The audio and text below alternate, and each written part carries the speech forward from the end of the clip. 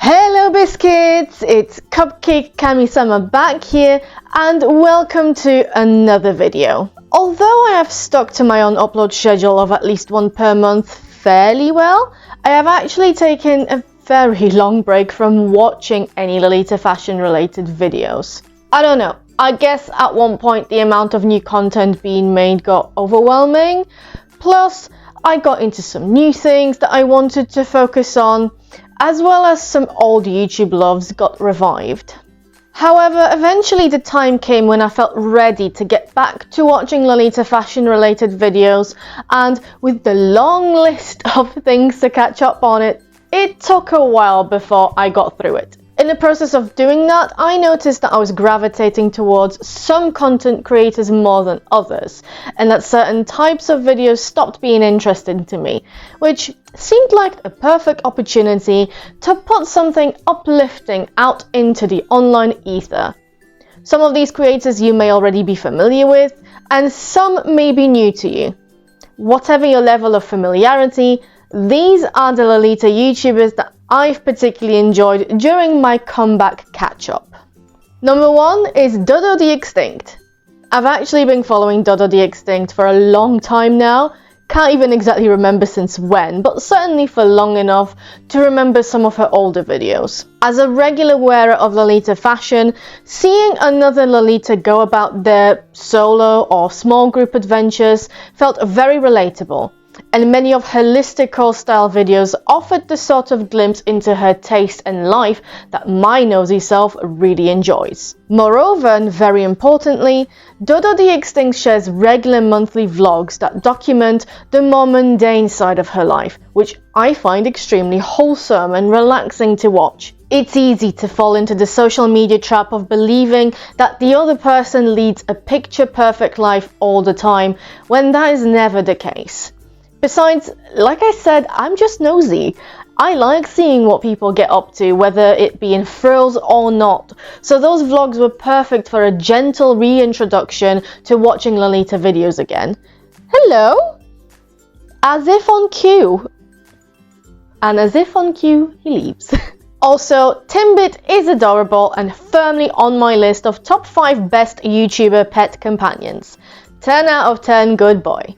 Next is Embroidered Doll, who's also someone I've followed for years now and a fellow British Lolita. I'm not sure if other people experience this, but engaging with creators who speak in a familiar accent instantly feels much more relatable and gives me that sense that they understand my experience of, in this case, Lolita fashion better than someone who's based in another country. Her listicle videos are a particular favourite of mine, as they range from things I've also considered, and it's nice to compare notes, to things that I didn't even think about, and then I can listen to her take whilst pondering what I would answer to that question. The non-pretentiousness of her videos feels so refreshing amidst all the YouTube content that's built around clickbait and shock value. There's an air about Embroidered Doll that makes you feel welcomed into the community simply through good, honest chat about various things to do with Lolita fashion, which clearly show how much it means to her and how much she loves it. Genuine enthusiasm and passion will always shine through in the content that people make and win over stuff that's clearly made just to please the algorithm. Thirdly, I would like to mention Monty G, the resident kawaii boy. Whether you have been in the fashion for years or are making your first tentative steps into it, his videos feel incredibly welcoming thanks to how relaxed they are. Admittedly, I focused only on the Lolita specific videos, which isn't all that he does, but of those, I've enjoyed everything that I watched. His sense of humour steps into the ridiculous more often than not, and it's a refreshing reminder to not take Lolita fashion so damn seriously every single second of every day. There is a lot of pure, unadulterated joy in his videos that shines through the, usually, calm way that he talks to the camera. That calmness also lends him a certain gravitas that makes you listen and really hear when he touches on more serious topics such as his... Have I decided what I want to do now? That calmness also lends him a certain gravitas that makes you listen and really hear when he touches on more serious topics such as his experiences of Lolita fashion as someone who is trans-masculine. There is definitely something for everyone on his channel, and considering that he also does the more typical Lolita content of unboxings, etc., which he can discuss from the point of view of someone who is plus size, something that's always a hot topic in the Lolita community and that we need all the visibility on that we can get, I feel like his subscriber count doesn't reflect what a funny and genuine YouTuber he is. Lastly, I spent a lot of my time really enjoying catching up on videos made by Pink Fake Flowers.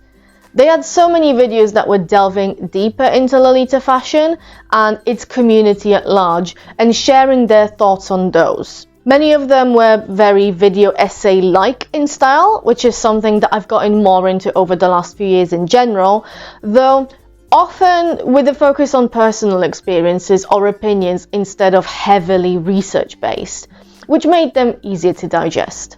Those videos were exactly like the sort of conversations that you often hear at Lolita meetups, or the kind of thoughts that you might have yourself if you give them enough time to develop.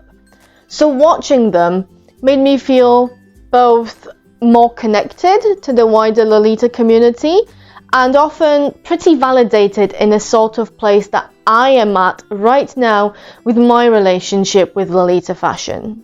Pink Fake Flowers has also won some extra sympathy points from me by explicitly acknowledging that with their interest being on Sweet Lolita from a specific era, their knowledge on other substyles isn't quite as deep, and then follow that up with adding comments or including appearances by Lolitas who wear those other substyles to offer an authentic perspective.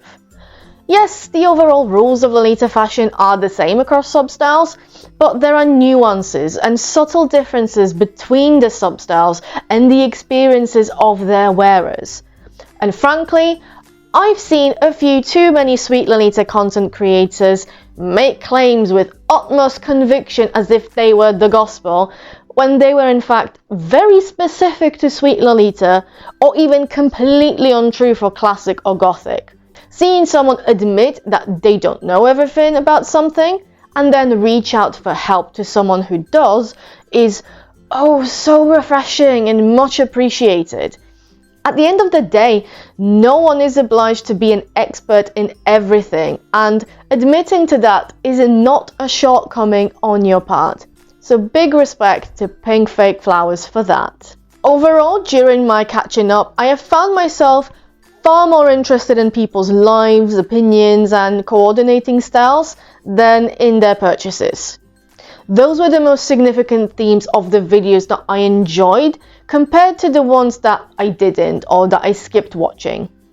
This isn't to say that haul and unboxing videos aren't relevant, nor that I didn't enjoy any, but unless I got the chance to see something from an indie brand or see how a piece could fit someone closer to my body shape and size, I personally wasn't very interested in seeing multiple unboxings of the same new angelic pretty release, though I'm sure those who might have wanted it found those useful to get a feel for the dresses themselves. At this stage in my life, Lolita fashion is very integral to my identity and a key part of my creative expression, so I wanted the videos that I spent my free time watching to enrich at least one of those aspects with a different point of view or a relatable insight. Those videos, more so than the hauls, made me feel connected to the wider Lolita community, and that is the sort of wholesomeness that I am seeking through pretty much all forms of entertainment that I am engaging with at the moment,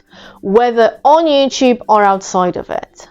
And on that note, thank you so much for watching this video. I sincerely hoped that you enjoyed it and that you have found someone to follow if you don't follow these amazing Lolitas already. I would really appreciate it if you could give this video a thumbs up as well as leave a comment, especially if you have any recommendations for Lolita YouTubers who are on a similar level of wholesome with the videos that they put out.